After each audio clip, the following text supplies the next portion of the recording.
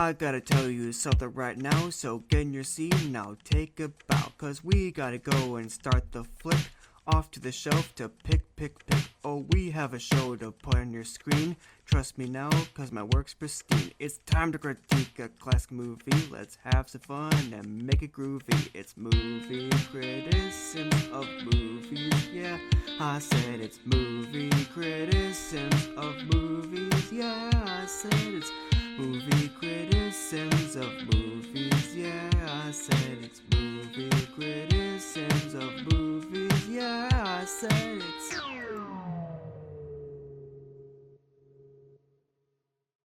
Hello everyone, Evan&AudreyS here, and welcome to the Season 6 finale of Movie Critisims.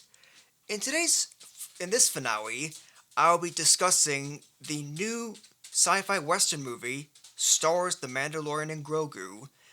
And fun fact, it's actually the very first Star Wars movie to be put on the big screen since 2019, when Star Wars, The Rise of Skywalker, the final installment in the Star Wars sequel trilogy, came out. Before I begin the review though, let me tell you my thoughts on the original Disney Plus series that this movie was based off of. The Mandalorian is a space western television series that came out on Disney Plus between the years 2019 and 2023. The show centered on the titular Mandalorian character, whose primary mission is to act as a guardian for a small alien creature called Grogu, who is actually the exact same species as Jedi Master Yoda. Throughout the series, Mando and Grogu often had to go on various side quests and dodge ex-Imperials along the way. Now, I was only able to watch the first 2 seasons of the show and pretty much skip season 3, since I heard that it wasn't really required to understand the new movie. In all honesty, even though I definitely see a lot of passion and merit in several episodes, I also have to admit that I sometimes found it a bit hard to be completely invested in the bond between Mando and Grogu. Okay, so with that all said, let's discuss the movie. Star Wars, The Mandalorian and Grogu is a new sci-fi action-adventure movie set in the Star Wars universe. In it, Mando has now officially adopted Grogu and are busy hunting down ex-Imperials across the galaxy for the New Republic. After one successful mission, they are tasked to find and capture an anonymous warlord called Commander Coin, and yes, that is his name.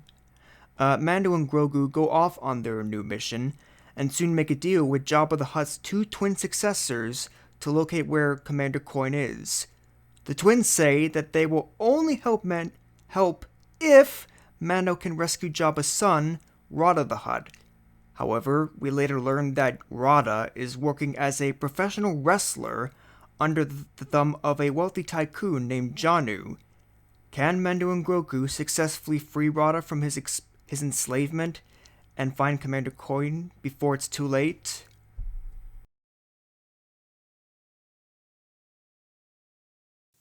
So, what did I personally think of the Mandalorian movie as a whole, Well, it's okay at best. Sure, it can be a little entertaining sometimes, but man, it can be pretty boring other times. I will give the movie credit that it doesn't really force the audience to do some prior binge-watching homework beforehand to understand its story, which is a big plus for me. Unfortunately, I don't think that this movie really justifies its transition from TV series to movie, as doesn't feel that big and cinematic enough, surprisingly, which is actually the biggest problem with it to me. However, I do believe that The Mandalorian and Grogu deserves just a little praise for a couple of things. Without any doubt, my absolute favorite part of the entire film is one series of scenes during the middle of the film. I'll try my best not to spoil it for you guys, but let's just say that a huge majority of it is, if I had to sum up, is kind of like a Star Wars meets Pixar's Wall-E. What do I mean by this? Well, that scene basically puts a lot of trust and respect in the audience, and has a lot of silent character moments in it. And as we all know, The golden rule of film and television is show, don't tell.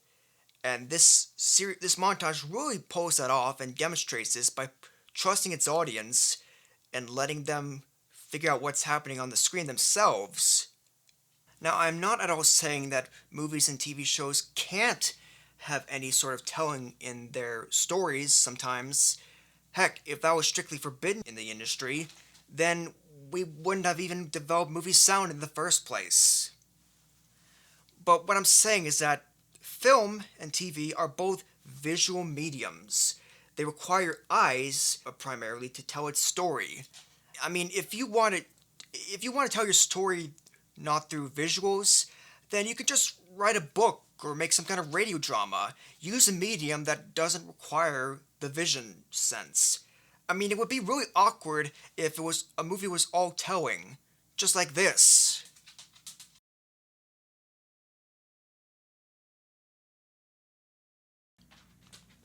Oh, that looks interesting. I'll give that one a try.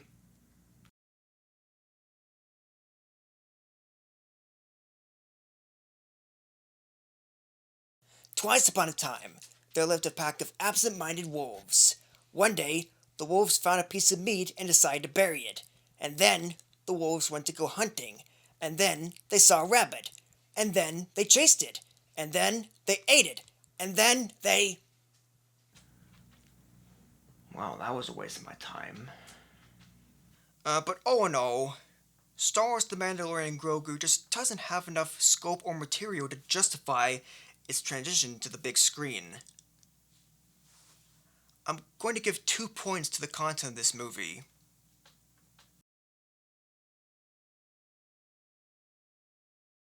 Mando in this film is just fine for what he is supposed to do here.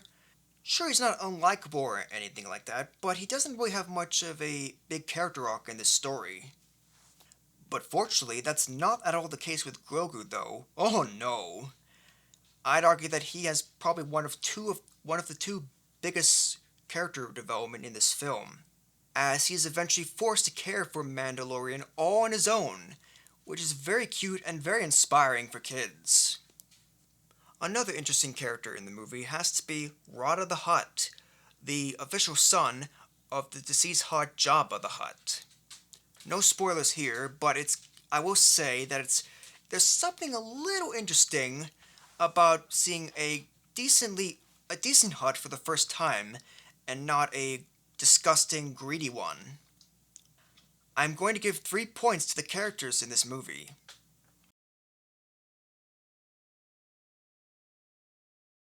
All the visual effects and CGI for the Mando movie is pretty rock solid. Nothing looks too fake or unrealistic, and everything blends very, very smoothly. Oh, and good props to the practical effects department for managing to bring Grogu to life vividly, especially that montage I brought up earlier.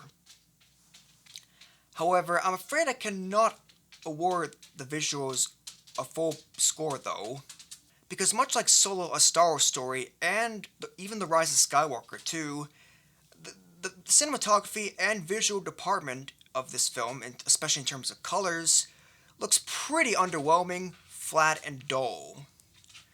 It doesn't have any of the needed elements needed to satisfy my eyes and look really good. So I'm going to give just 4 points to this movie's visuals.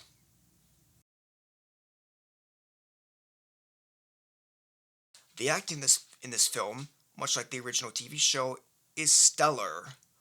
Everyone is very well attached to their characters, especially the already established ones, and I couldn't think of anyone, period, in this film who seemed to slip up in their role. Oh, and a quick shout out for a small cameo, a voice cameo from legendary filmmaker Martin Scorsese. He voices an alien character named Hugo Durant. Now, sure, this is not all the first ever time that Scorsese has been in an acting position before in a film, but I still have to give applause to his performance in this film, because, well, I honestly couldn't even tell it was Scorsese behind the mic, so kudos to him. I give the acting a full 5 points.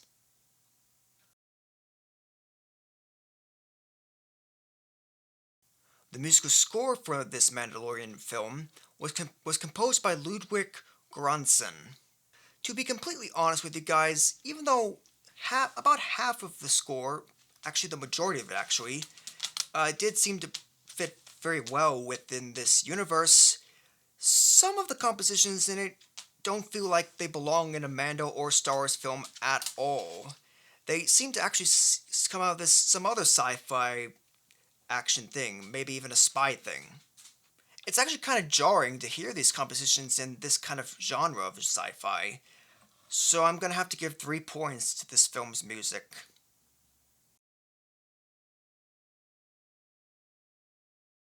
In conclusion, while I did find it somewhat rewarding to finally see a Star Wars film for the first time in like 7 years, I have to be honest and admit that I don't think it was really worth putting this Mandalorian movie in the theater.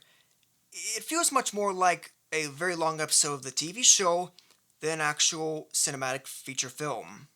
On the bright side, though, at least the film does have a couple of saving graces. Most notably, that the montage in the middle of the film that really respects its audience enough to let it have very little dialogue. And of course, kudos to the filmmakers for not forcing the audience to do some prior watching beforehand to follow this movie well. But in the end, I do find it pretty understandable in a way if someone were to tell me in the years from now that they don't even remember this film, because, well, even though it does have some entertainment value in it, it's pretty bland and generic at the same time too. I mean, in all honesty, I'd rather watch one of the last 2 sequel films over this, because as much as I dislike those films, at least they make me feel something. Star Wars The Mandalorian and Grogu has received a total of 17 points out of 25, earning it a B-. Okay, so now it's your turn. Have you seen The Mandalorian and Grogu? If not, do you want to or not, and why? Feel free to let me know in the comment section below. Also, what do you think is the most overrated and underrated Star Wars movie ever? Yeah, that's a new question we haven't get before. Also tell me in the comments below, I'd love to hear.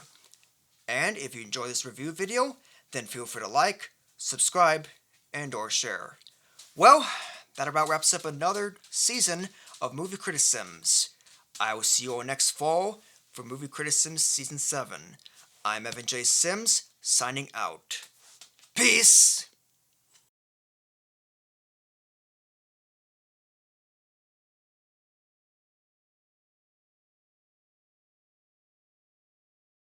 Okay, Luke, you can do this. Just go into her house and be yourself. Okay, here goes. Leia, we need to talk. Aw, Luke. What in the universe is there to talk about? There's literally nothing special enough to warrant my concern. This isn't about you, sis. It's about my human pal, Evan. What? You became friends with a human? Well, of course I did. This isn't the Little Mermaid, Leia. Well, I know that, and that isn't even the problem here. The problem is that you formed a relationship with a complete stranger. Stranger? Leia, I'm referring to the guy whose movie review you constantly interrupted. But Luke, I've never... Oh, yeah, I remember him now. See? I told you he wasn't a stranger. You're right. He's not a stranger. But he is a threat. Yeah, of course, he's a... Wait. What? No, Leia, he's not a threat. He's just a really earnest guy who loves to review movies. Oh, sure. He may love movies, bro. However, do you even know what his most common rating is? I think it was an A-. Exactly. And that is the definitive proof that this Evan person is someone who won't be critical enough of what he reviews. I mean, do you know what the simple secret to worthy movie criticism is? To be fair? Honest! To be honest, you rock brain of a brother!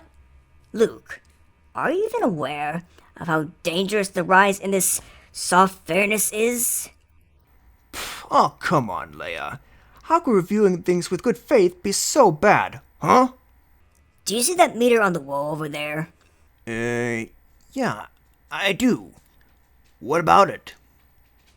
Well, that meter measures the ratio of the amount of every critic who tells the truth to the amount of those who mostly lie about or hide their opinions. Oh my. Look at the lying side, it's getting more leverage. Yes, but it's nowhere near as bad as whenever it gets too unbalanced. What happened? Doomsday will come. Oh no. That's horrible. Is there any way to prevent it? Well, the laws of the universe say that doomsday can only be prevented if the bounds shown on that scale is shifted in the opposite direction. Okay. So I guess you're going to try and convince the dishonest reviewers to be more truthful. Ah, Luke, we're powerful demons. Of course I'm not. Instead, I want to eradicate all those liars from the face of the universe. You're gonna commit genocide? Correctamendo, bro. And then, with all those twits gone, I will rebuild the movie critic community into a more perfect, honest group. No more secrets, no more skepticism, just plain, straightforward truth. Leia, I can't let you do this. You're going way too far here. Oh, and what do you think you can do to stop me? Don't forget that I am also a powerful demon. I could easily destroy all of your plans using my powers in a matter of seconds. What's going on? Why isn't this working? Oh, Luke, if only you were the one given the responsibility for taking care of the family demon power remote. Now, why don't you go back to your Evan friend and tell him to prepare for his ultimate demise? No, Leia, stop! You can't. Ah!